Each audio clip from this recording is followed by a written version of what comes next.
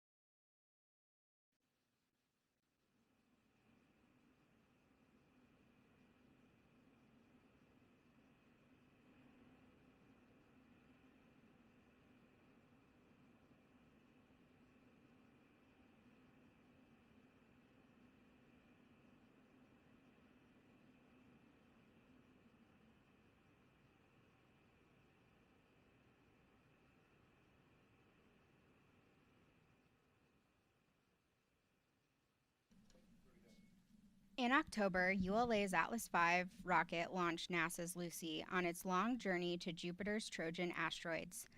Let's take another look at that historic flight.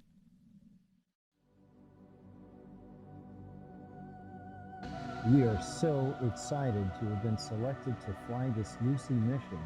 It is humbling to be entrusted with something like this that is going to shed new light on the origins of our solar system by visiting primordial material gathered by the Lagrange points of Jupiter as it formed the early solar system. This is so exciting for us. Our team has worked so hard. We are honored to work with the brilliant people at NASA who put this together.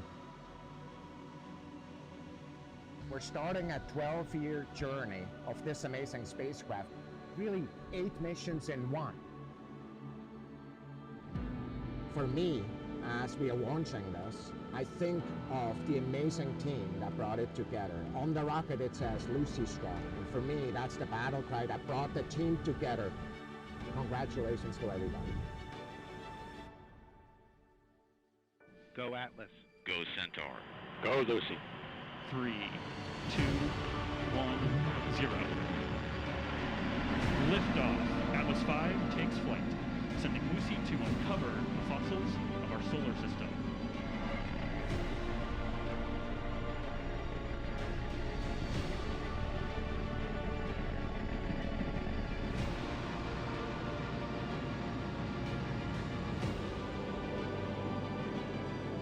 Tower clear.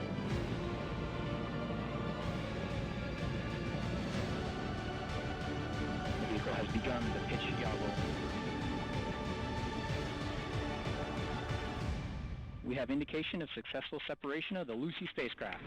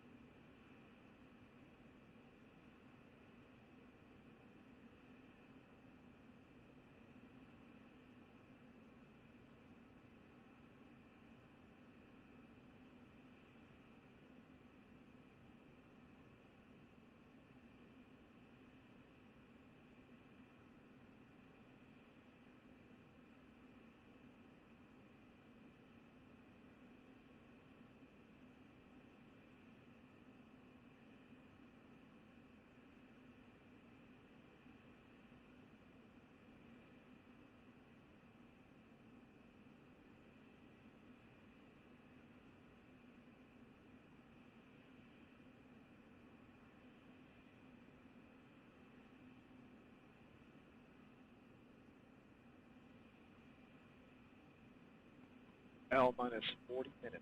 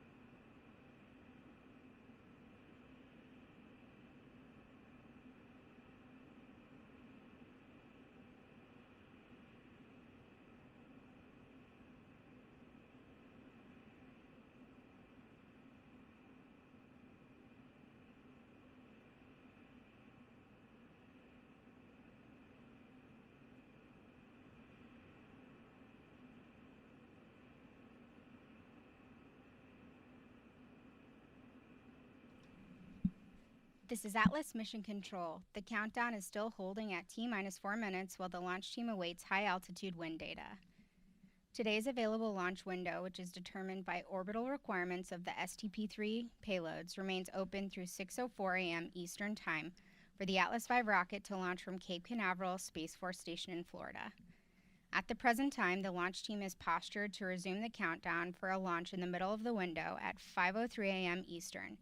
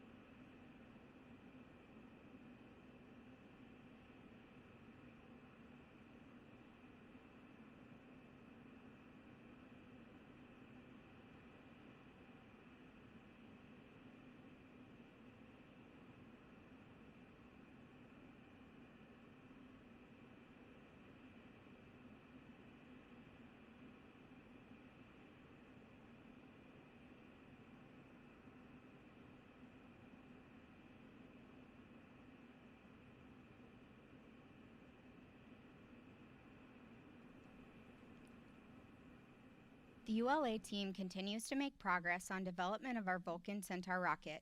Here is an update. Vulcan Centaur production begins with aluminum sheets, expertly machined to remove more than 2/3 of the weight, resulting in the structurally strong yet lightweight orthogrid panels that form Vulcan's propellant tanks.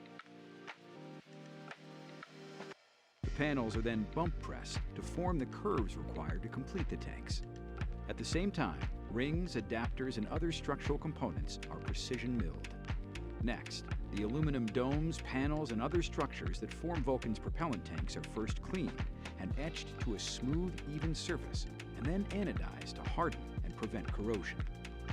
Following an ultrasonic inspection, 5 completed panels for the liquefied natural gas, or LNG tank, are assembled and joined together using friction stir welding.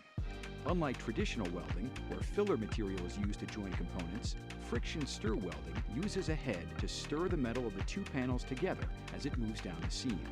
The resulting joint is stronger and produces a lighter weight, higher performing tank. The process is repeated to create the liquid oxygen, or LOX tank, followed by attaching domes to complete the tanks. Circumferential friction stir welding is then used to join the 2 propellant tanks that comprise the Vulcan booster. As production continues on the booster stage, stretch-forming gore panels for the Centaur's second stage propellant tanks is underway. The stainless steel gore panels are welded together to create the propellant tank domes. The gore welder is one of several highly specialized welding stations in the Centaur production process. Just down the aisle, Centaur V's massive intermediate bulkhead is mated to its ultra-thin tank.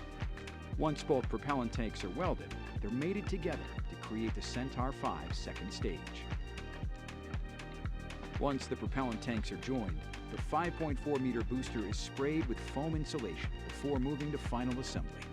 Twin BE-4 engines are hot-fired and then mated to Vulcan's thrust structure. With production complete, the booster makes its way onto ULA's rocket ship for its journey to the launch site. Meanwhile, at Cape Canaveral's Space Launch Complex 41, the water suppression system has been upgraded and tested, along with other modifications, including new, larger fuel storage tanks. In the Vertical Integration Facility, or VIF, platforms have been modified to accommodate the larger Vulcan rocket. Following the 8-day journey to Cape Canaveral, the booster is offloaded and transported to the VIF, where it is lifted onto the newly constructed Vulcan Launch Platform, or VLP. The first Vulcan booster then travels a third of a mile to the pad for testing, followed by 2.7 miles to the Spaceflight Processing Operations Center, or SPOC, for additional testing. This launch site testing culminates with another trip to the pad, where the LOX and LNG tanks will be filled and chilled to flight levels and temperatures.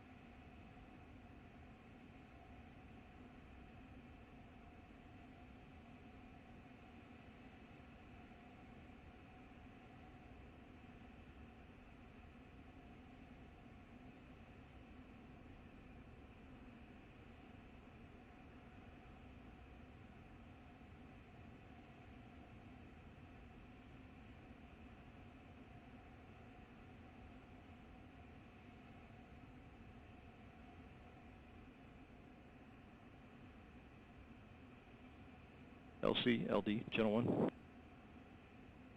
Go, LD. Roger, please load our contingency address file. Roger. And do you have the file number? Roger, sir, file number is 06. Roger that. Flight Control, LC, Net 1.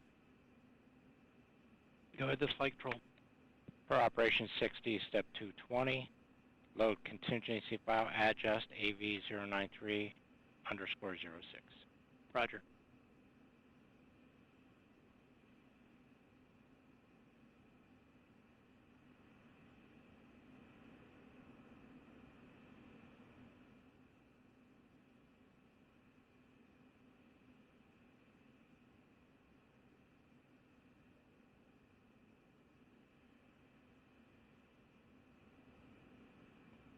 L minus 25 minutes.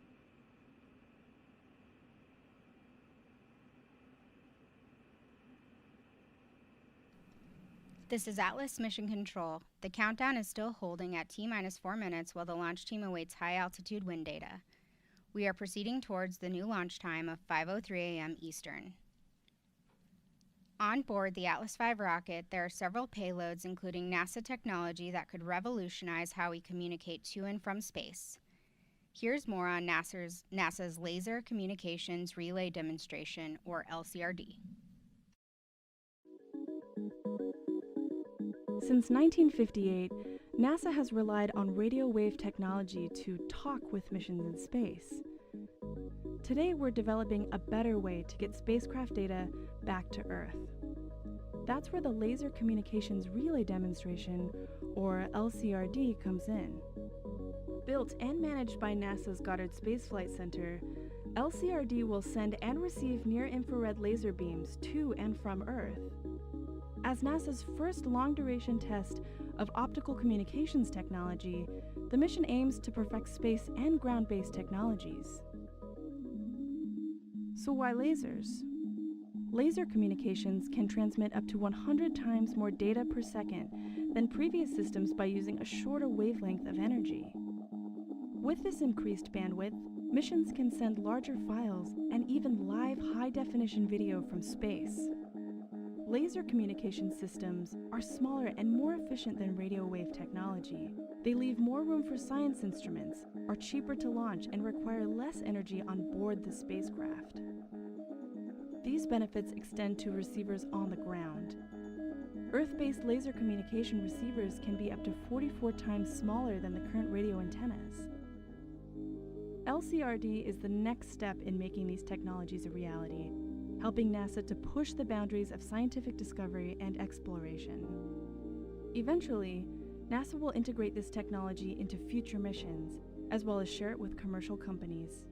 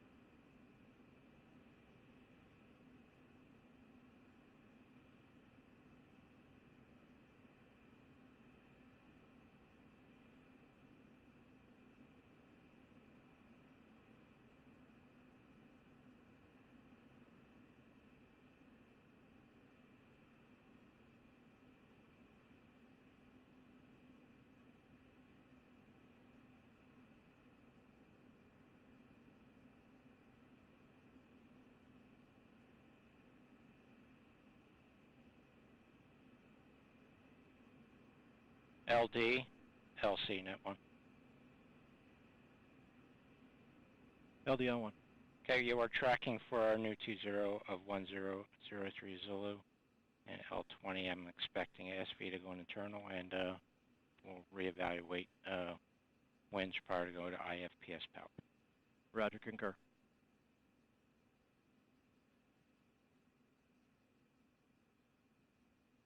L minus 21 minutes.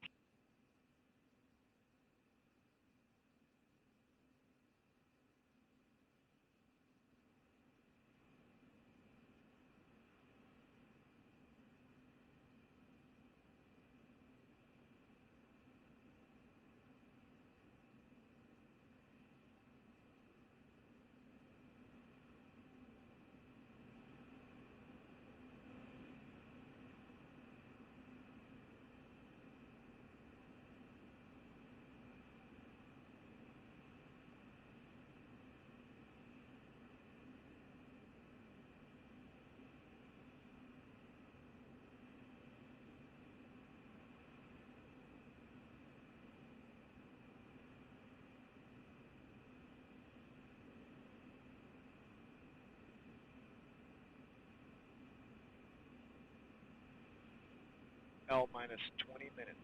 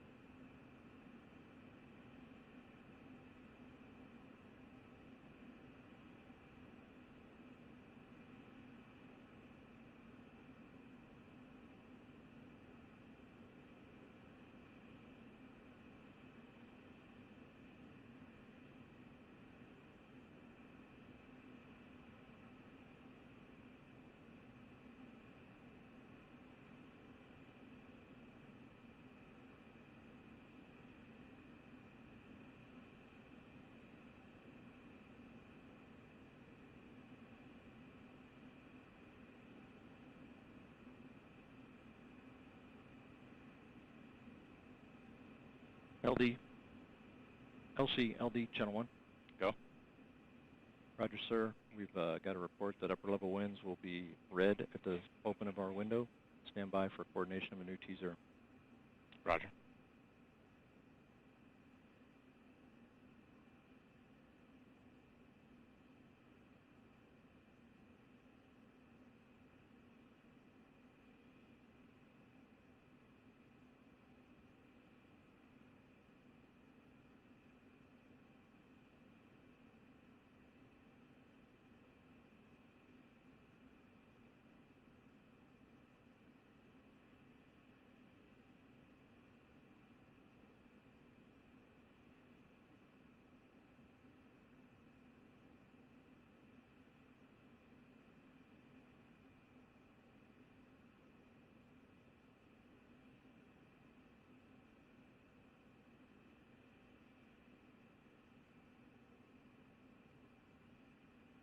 Spacecraft coordinator, LC, that one.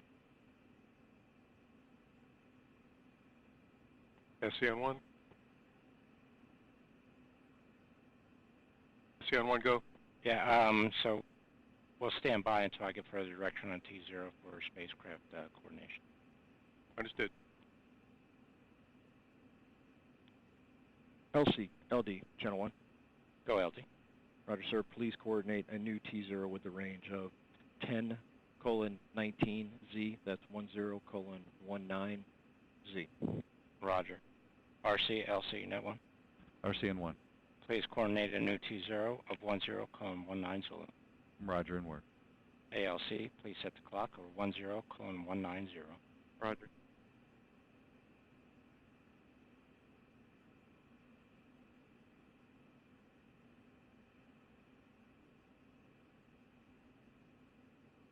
And spacecraft coordinator LC.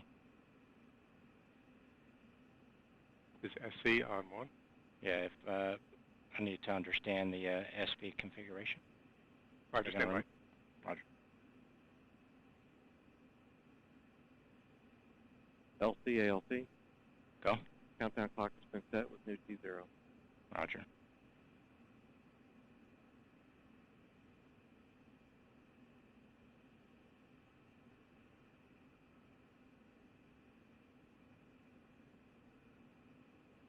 LC, SC on 1. Go. Both spacecraft are external and standing by for the new T0 for 1019. Roger.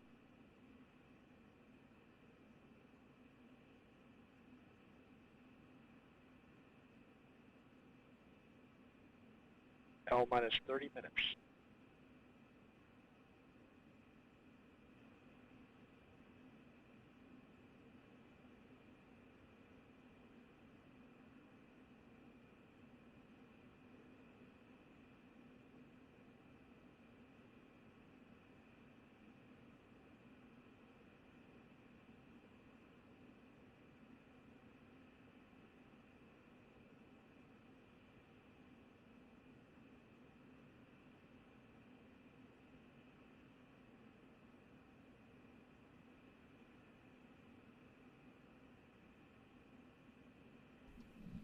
This is Atlas Mission Control. The launch director, James Whalen, has instructed the team to coordinate a new launch time of 5:19 a.m. Eastern.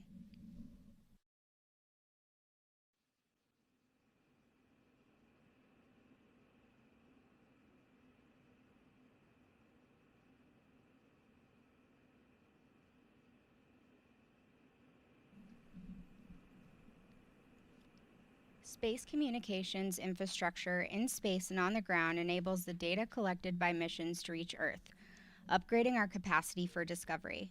Since the dawn of space exploration, NASA missions have relied on radio frequencies for this transfer of information. NASA's Laser Communications Relay demonstration will launch to space, showcasing the vast benefits of laser communications. LCRD's ground stations, known as Optical Ground Station 1 and 2, are critical to the mission's success.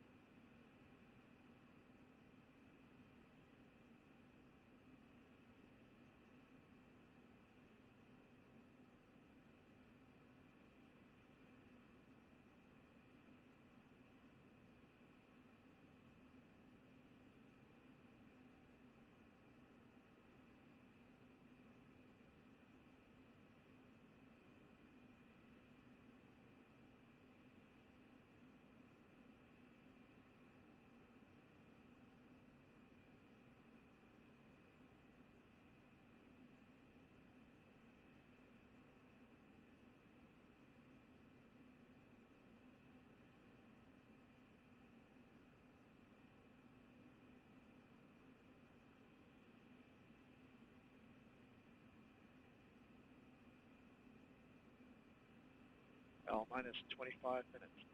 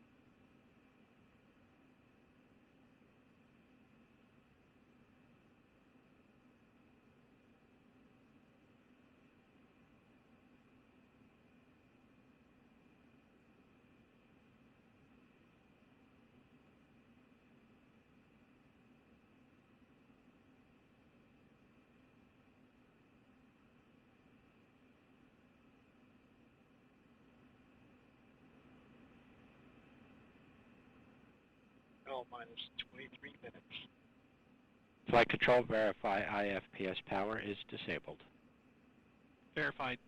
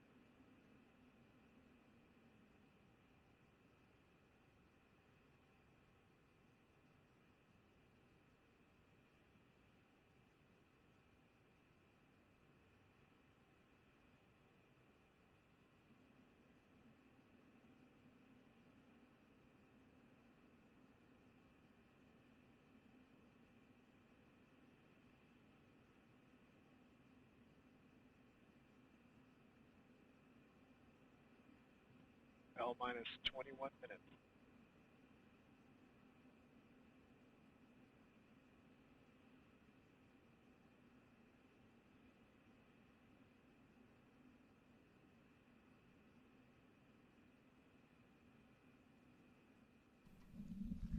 This is Atlas Mission Control. The countdown remains holding at T-minus 4 minutes while the team continues to wait on the winds aloft. A new T0 is planned at 5:19 a.m. Eastern. Today's trajectory is long and complex. Here's ULA's President and CEO, Tori Bruno, to explain the flight in more detail. I want to talk to you about our next mission, STP-3. It's a very, very cool mission. I'm here in the DOSC, the Operations Center in Denver, which is going to be filled with engineers in just a few days. This mission is a rare and unique trajectory, something we call a direct injection into GSO, or geosynchronous orbit. We're going to use our biggest Atlas, the 551, the Bruiser, 5 solid rocket motors, 2.6 million pounds of thrust at liftoff to do this. The spacecraft is also pretty cool, but that's classified. So back to the rocket.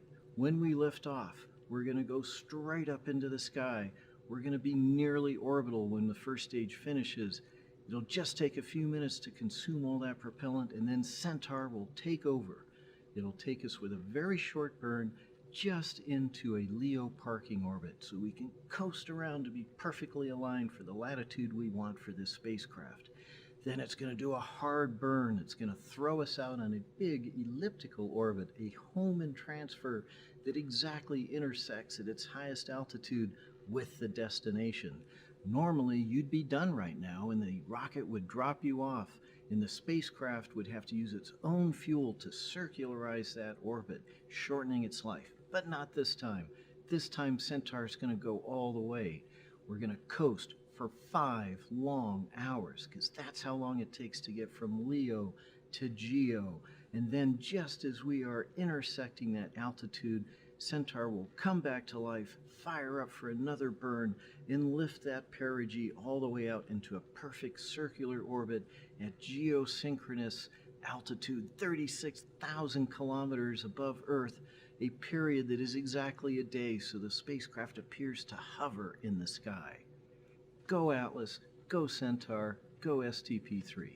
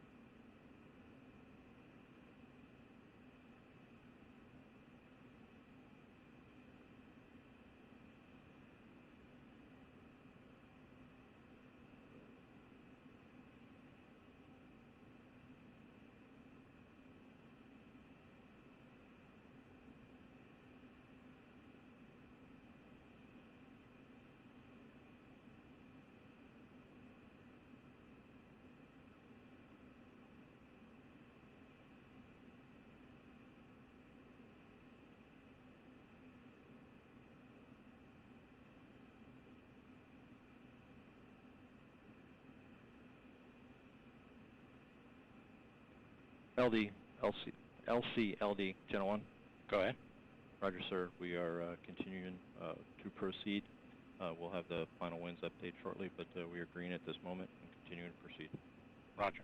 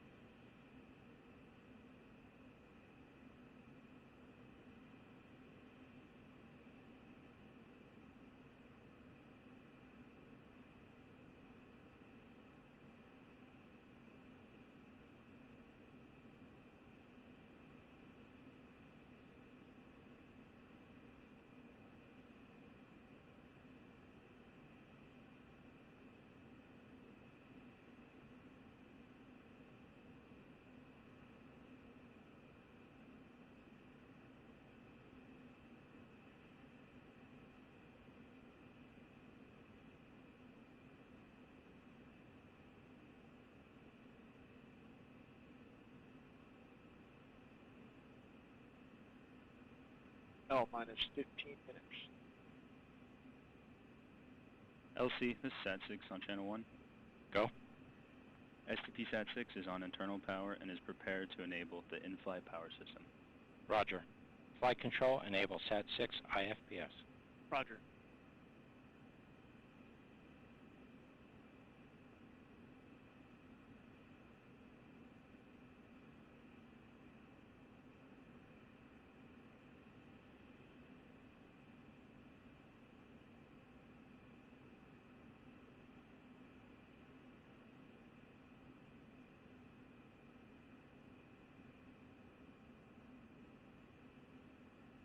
SAT-6 IFPS enabled.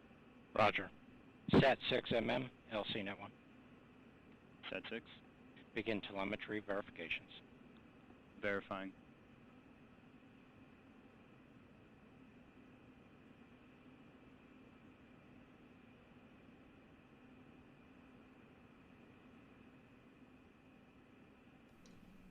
As you heard moments ago, we are currently green for weather.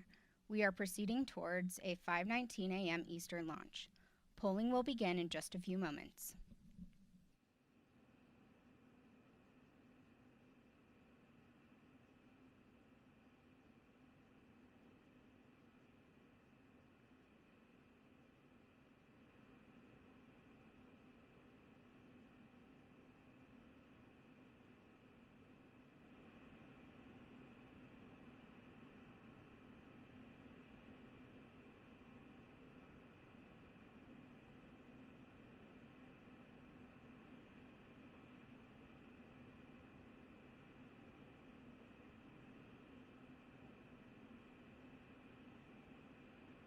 L minus 13 minutes.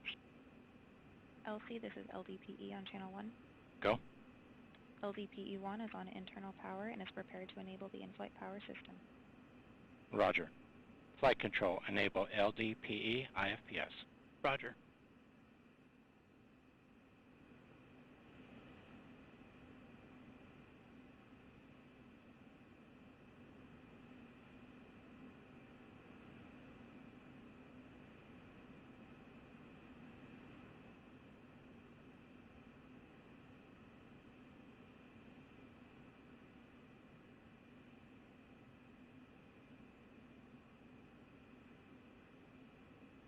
LDPE IFPS enabled.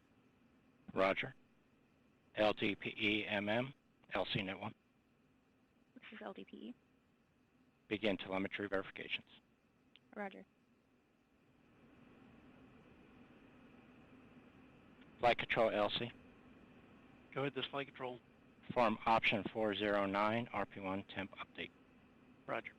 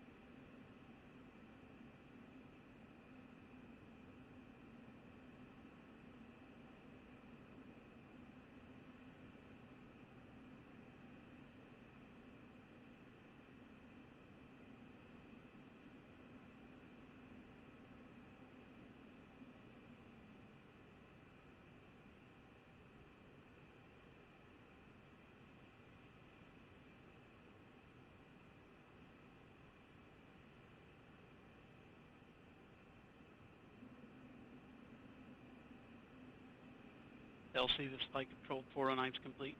Roger.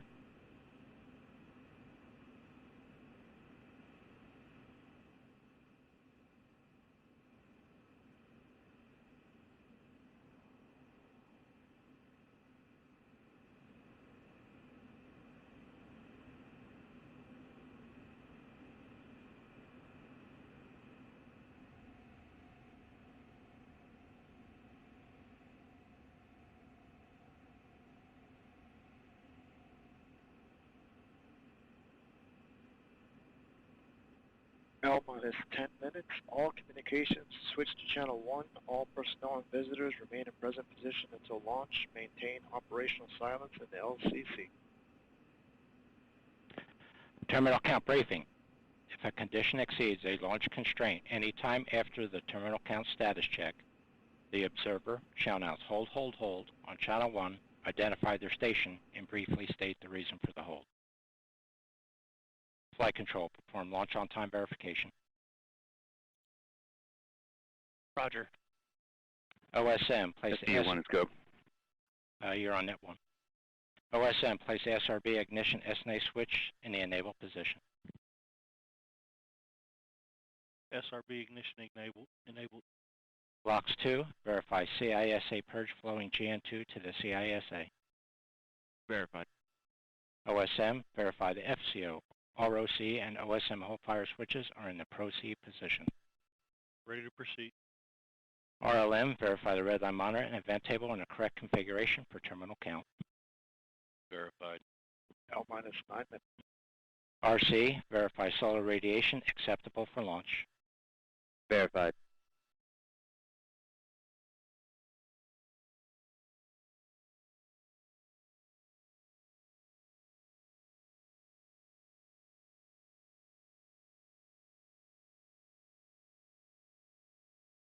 Launch on time verified. Roger.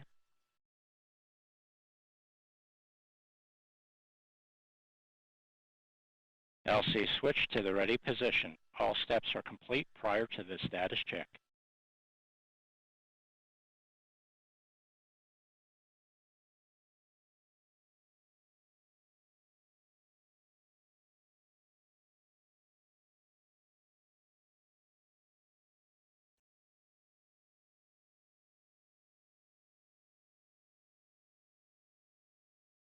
L minus 8 minutes.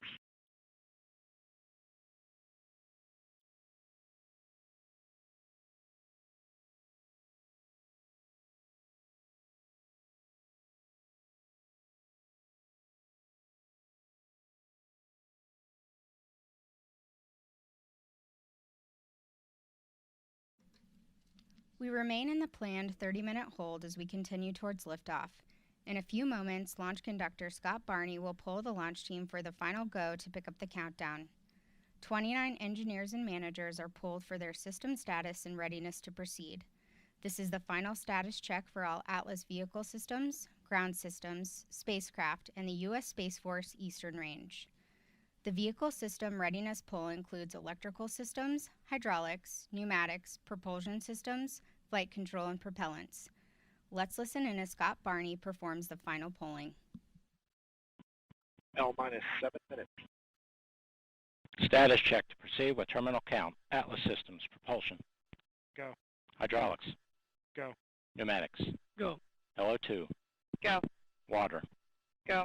Centaur systems, propulsion. Go. Pneumatics. Go. LO2. Go. LH2. Go. HASGAS. Go. Electrical systems, airborne. Go. Ground. Go. Facility. Go. RF FTS. Go. Flight control. Go. GCQ. Go. Operations support. Go. COM. Go. Umbilicals. Go. ECS. Go. Redline monitor. Go. Quality. Go. Op safety manager. Go.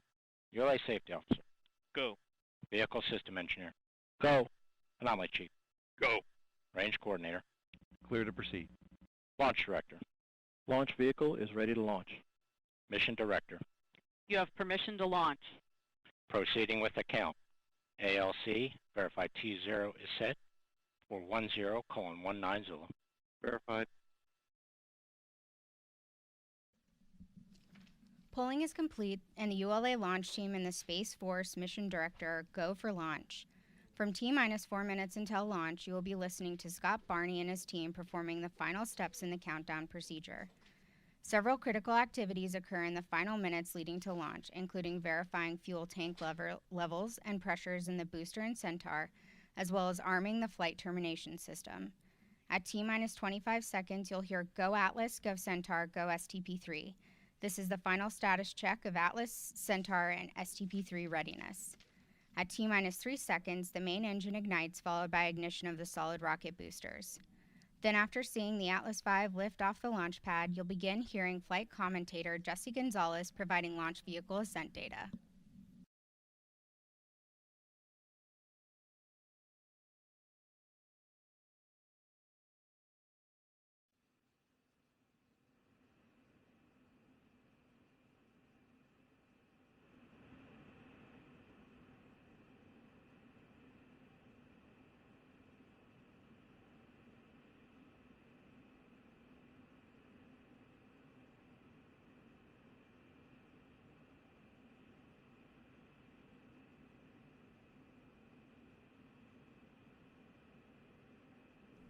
This is Atlas Mission Control at T-minus 4 minutes and holding.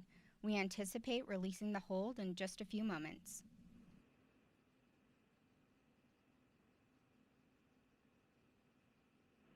On my mark, the time will be T-minus 4 minutes and counting. 3, 2, 1, mark.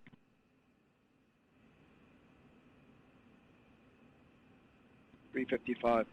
Ground The pyro countdown enabled. clock is resumed and we are go for launch at 5:19 a.m. Eastern.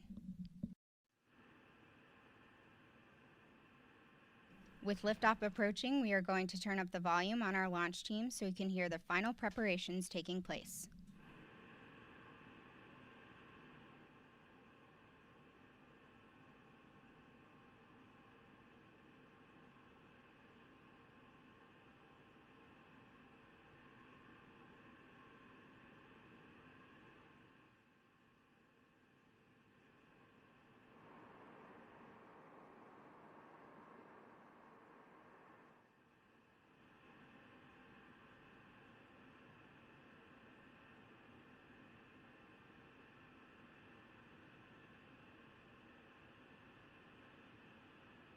Minutes.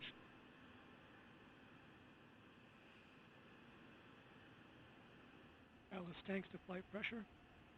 Securing LO2 topping. 250. FCS internal.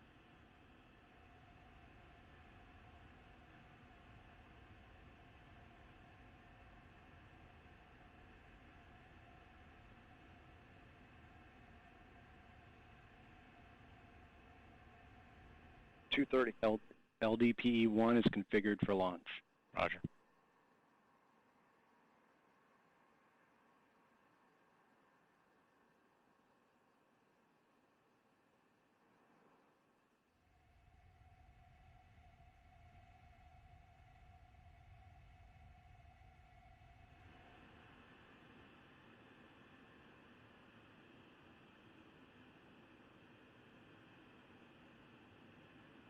One minute 59.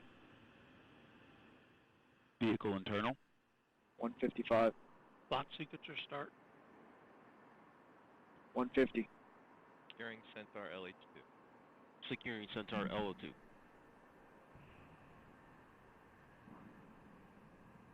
140. Launch enabled. 137.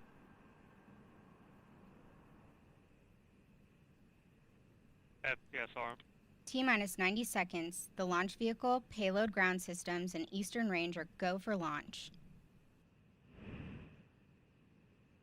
120. OCUs armed. SCS count started. 115. Reduce CCS for launch. Roger. 110. Vent valves locked.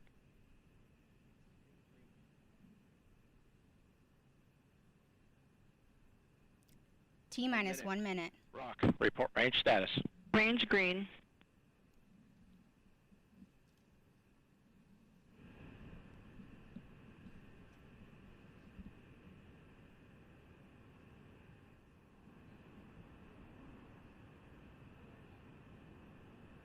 .40 seconds. Stable at step 3.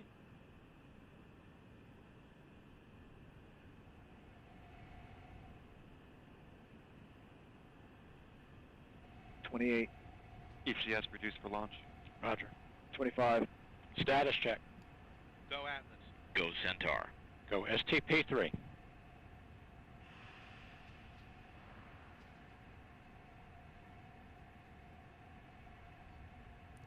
T-minus 10, 9, 8, 7, 6, 5, 4, 3, 2, 1. And we have liftoff of the United Launch Alliance Atlas V rocket with the STP-3 mission for the United States Space Force. Vehicle has cleared the tower and is beginning the pitch over program. And the RD-180 is throttling down slightly as expected. Engine response looks good. And passing 20 seconds into flight, the PU system has gone to closed loop control. SRB chamber pressures continue to look nominal. RD-180 pump speed and fuel injector pressures continue to look good. Mach 1, Atlas V is now supersonic.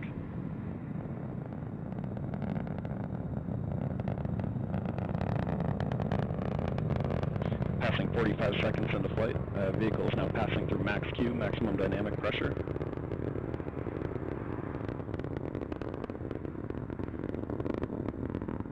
And the RD-180 is throttling back up as expected. Engine response looks good.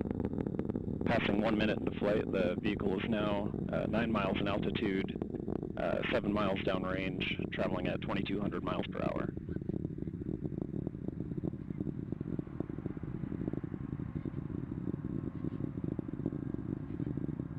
And the RD-180 is throttling down again as expected. Engine response looks good. Standing by for SRB burnout shortly.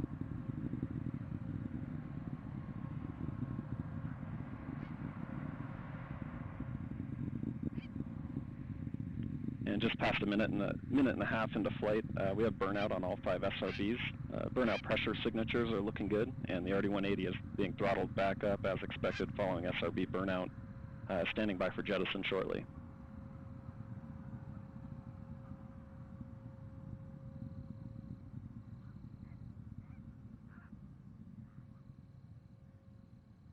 And we have good indication of jettison of all 5 SRBs, and the vehicle has gone to closed loop Q alpha limited steering following SRB jettison. Body rates are looking good.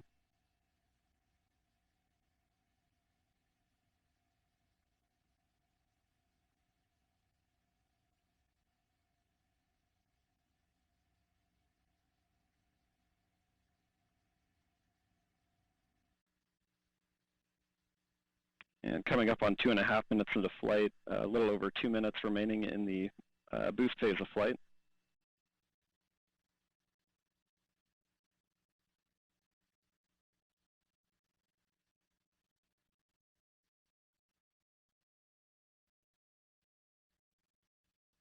And the RD-180 is now throttling to maintain a constant 2.5 G acceleration limit. Engine response and vehicle response looks good.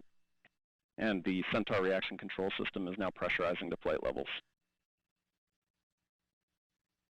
Passing 3 minutes into flight, the RD-180 pump speeds and fuel injector pressures continue to look good. The vehicle body rates look very good for this phase in flight. And the vehicle is now 65 miles in altitude, 150 miles downrange, traveling at 7,800 miles per hour. Standing by for payload fairing jettison shortly.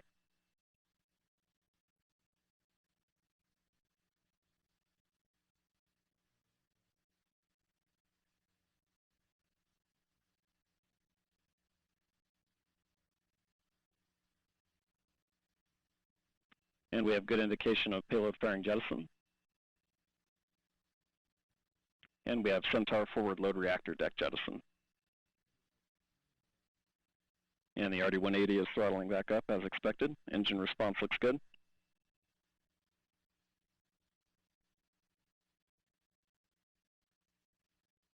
And the RD-180 is now throttling to maintain a constant 5G acceleration limit. Engine response continues to look good.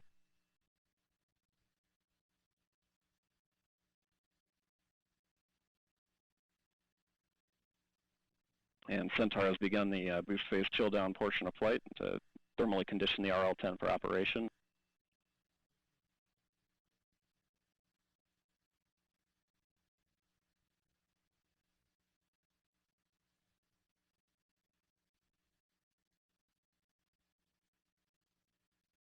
And we've had BECO, booster engine cutoff. And we've had successful stage separation. And saying pre-start on the RL-10.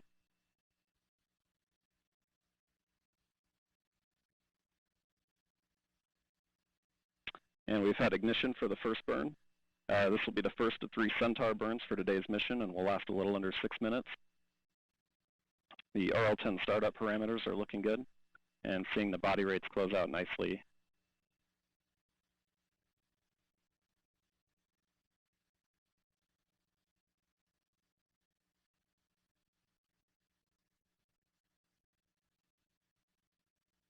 This is Atlas Mission Control at T plus 5 minutes and 21 seconds. You just heard our flight commentator, Jesse Gonzalez, confirm the successful completion of the early phase of today's flight, and all systems continue to operate nominally. Our next event, Centaur main engine cutoff, will occur in approximately 5 minutes. I'm now joined by Emma Coates. She's RUAG's Payload Fairing Program Manager. Thank you so much for being here with us today. Yes, thanks so much for having me. It's such an accomplishment to be here and to witness the jettison of our first payload fairing, our first out of autoclave payload fairing. Yes, it's been great. I mean, Yes. It's a huge accomplishment for the Exactly. team, and we're going to talk a lot about what that means out of autoclave manufacturing. But as you know, you guys have been producing payload fairings for us for quite some time, but this is the first one that we've flown using the out of autoclave process. Can you explain to us a little bit about what that means? Yeah, so normally when we talk in autoclave or out of autoclave, we're talking about the curing or the baking process that goes into creating creating a payload fairing or composite structure. The autoclave itself is actually the container that is performing this curing or baking process. Great. So in autoclave versus out of autoclave, what are some of the benefits of the out of autoclave process? So a few of the benefits of the out of autoclave process is actually the fact that we're able to be a little bit lighter in weight. We like that. Right.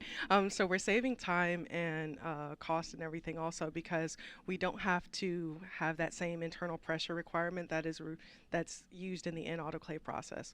We're able to lay up an entire half shell of a fairing with just one oven cure cycle, which saves a ton of time. That's great. I mean, a lot of efficiencies there. We're all about efficiencies and making things better going forward. So what a huge accomplishment and what a fantastic process you just kind of went through for us. So as you know, you have a production facility that also shares our ULA Decatur production facility. This was the first fairing that was actually produced there and flown now. Can you tell us a little bit about the partnership between RUAG and ULA? Gotcha. Yeah, so we have many years that, as you mentioned before, we've got a ton of years of partnership with ULA, both on our on our RUAG Switzerland side and our RUAG US side. But with this being the first one out of Decatur, this actually allowed us to be super close to you guys, sharing that wall essentially. So we were actually able to issue, I guess, better delivery, I guess would be the time frame or be the thing, but we were able to have better delivery times, save on logistics, which is again saving on a ton of costs. We love the efficiency. Again, we're talking about efficiencies here. Yeah. I mean, the one thing that's been great, we obviously talked about process efficiencies, which was awesome, but I mean, you're talking about process flow efficiencies as well. Yes. We literally share a wall with our two facilities, so you can't get more efficient than that. Yeah. All right, so something near and dear to my heart. I've been lucky enough to work with you on the Vulcan development program for a long time now. As our viewers may not know, you're actually producing the Vulcan payload fairing for us as well. So can you give us a little bit of a status on where we're at with that development program? Sure. So we're actually nearing the completion of our qualification process for that. And of course, we're gathering all of our lessons learned from this launch and any of the other payload fairings we're building as well. That way we can make sure that Vulcan is also a success as well. Right, and it's been so great to watch that qualification testing that we've been doing at Marshall Space Flight Center. So excited to see that come to completion and fruition and things like that. So it's been really great, you know, learning more about the first out of autoclave fairing. I'm so happy to have you here. Emma, thank you for joining us, and I hope you have a good rest of your day. And again, congratulations. Thanks so much for having me. All right. Okay, let's get back to the mission. We're coming up on the end of the first of 3 Centaur engine burns. Our next event is the first Centaur main engine cutoff for MECA 1. Once again, here's Jesse Gonzalez.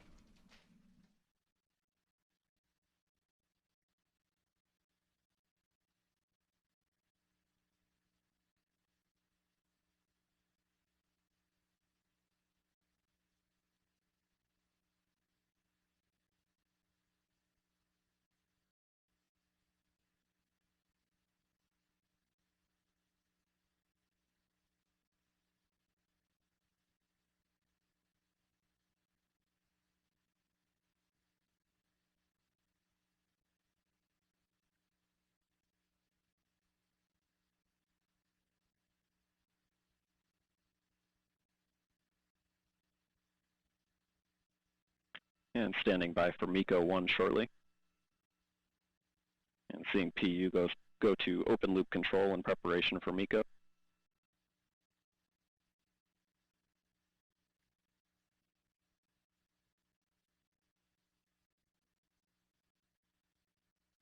And we have MECO. Engine cutoff pressure signatures look good. The Centaur will coast for approximately 1 hour prior to the next burn. And the RCS system is now commanding 100% settling to settle propellants in the tank following the burn.